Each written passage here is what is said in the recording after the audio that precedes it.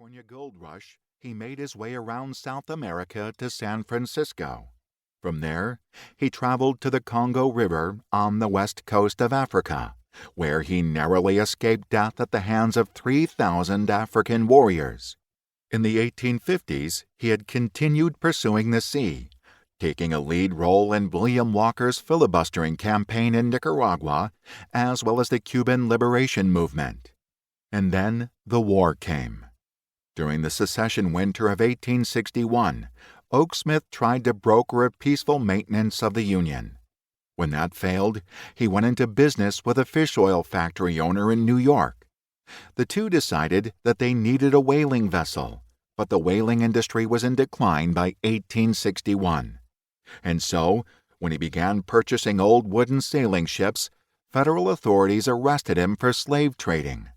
After spending several lonely weeks in Union military bastilles, he now sat in cell number 9, convicted, alone, and wondering what would happen next.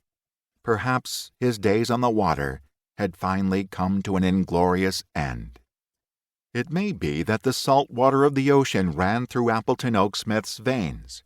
His maternal grandfather, David Prince, had been the captain and part owner of a brig called the Ranger. But on March 26, 1809, during a voyage from Portland to Boston, he drowned off Gloucester, Massachusetts, when the boom of his ship swung and knocked him overboard.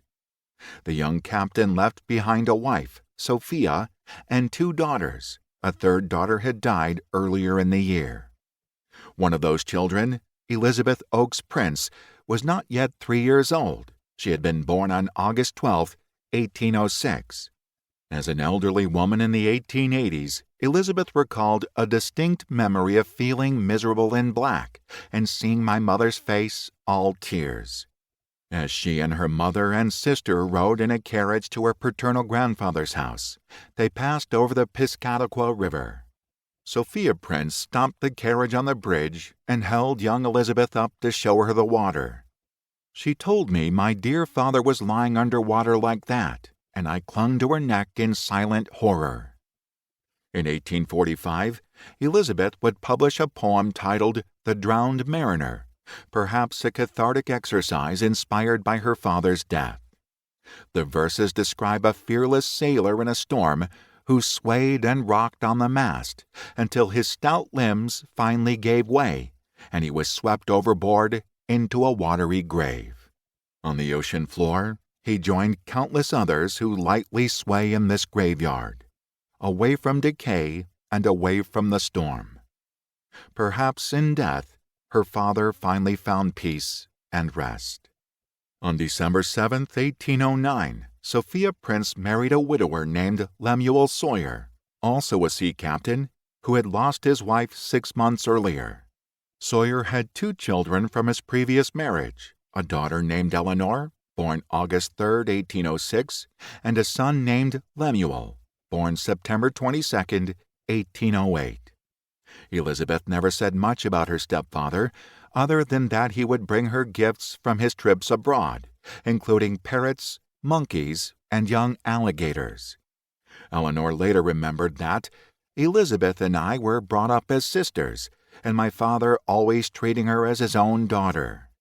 Over the ensuing years, Sophia and Lemuel would have 6 more children together, one of whom, Benjamin Franklin Sawyer, born on January 5, 1813, and known as Frank, would go on to serve as his nephew Appleton's lawyer during the Civil War. With her father gone, Elizabeth grew close to her maternal grandfather, Seth Blanchard.